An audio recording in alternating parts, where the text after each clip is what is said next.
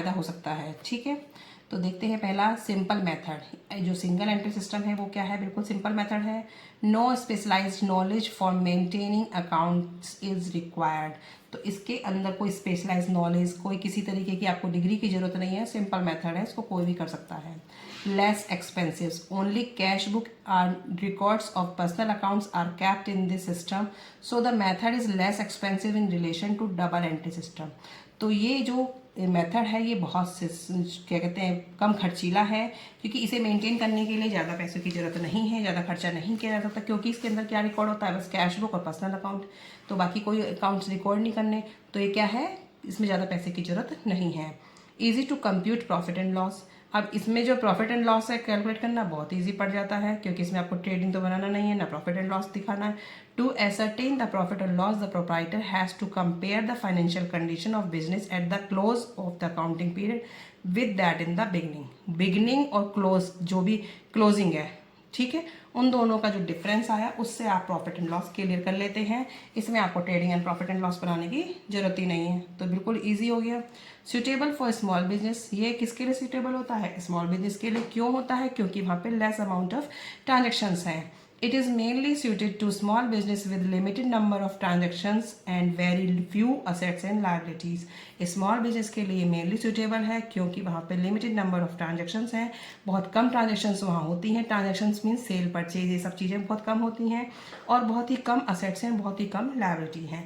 तो चार इसके बिल्कुल सिंपल हैं, सिंपल मेथड है, लेस एक्सपेंसिव है, कम खर्चीला है, easy to compute profit and loss. Profit and loss calculate करना बिल्कुल सिंपल है, एंड और बिगिनिंग का आप डिफरेंस चेक कर लेंगे बस। Suitable for business, small business के लिए क्या है, ये सुटेबल है। तो एडवांटेजेस हो गई। अब देखो इसमें कमियां क्या है, disadvantages of single entry system. Arithmetical accuracy can not B ascertain. इसके अंदर अर्थमेटिकल एक्यूरेसी नहीं पता चलती, सही से नहीं पता चलती है। क्यों, क्योंकि chances of error, mischief of fraud remaining undetected are high. तो इसमें जो छुपी हुई चीज़ें हैं, छुपा हुआ फ्रॉड है, वो होने के ज़्यादा चांसेस रहते हैं। ठीक है, क्योंकि आपने सिंपल तरीके से प्रॉफिट एंड लॉस कैलकुलेट कर लिया, अब पता ही नहीं चल रहा है कि क्लोजिंग और ओपनिंग के बीच में क्या गड़बड़ हुई है, ना ट्रेडिंग बना रहे हैं, ना प्रॉफिट एंड लॉस बना रहे हैं, ना बैलेंस शीट का पता है। तो इसमें क्या है, अर्थमेटिकल एक्यूरेसी नहीं है। No control on assets accounts are not maintain. Assets पे कोई कंट्रोल नहीं है, असेट्स की कहीं बात भी नहीं हो रही है इस अकाउंट में प्रिपेयर करने में। जब असेट अकाउंट ही मेंटेन नहीं कर रहे हैं तो वहाँ पे क्या होगा, वहाँ कोई एक्यूरेसी होगी नहीं। Trading and profit and loss account can not be prepared, hence correct profit earn और loss incurred during the accounting period can not be determined.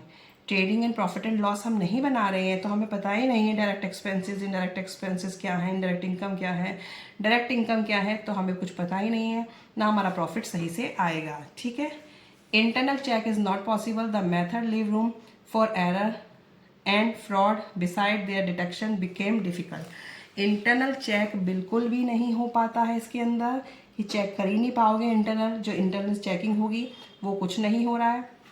The method leave room for error and fraud beside the detection. और इसमें क्या होता है, फिर उसके अंदर फिर फ्रॉड वगैरह ही आएंगे, बहुत सारे एरर्स निकलते हैं, तो उसकी चेकिंग भी नहीं हो पाती है। जितने एरर वगैरह वगैरह है, कोई चेक करने वाला है नहीं है।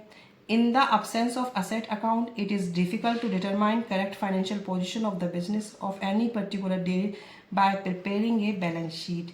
वो कह रहा है कि असेट्स अकाउंट नहीं बना रहे हैं तो बहुत डिफ़िकल्ट है कि आप फाइनेंशियल पोजीशन को बता पाएँ कि फर्म की फाइनेंशियल पोजीशन का क्या है, और जो बैलेंस शीट प्रिपेयर हो रही है वो कभी भी प्रिपेयर हो रही है, उसकी कोई क्या नहीं है, पर्टिकुलर डेट नहीं है। ठीक है, वो कभी भी प्रिपेयर हो जाती है, लेकिन जब असेट्स ही नहीं है तो हम कैसे कंपेयर करेंगे।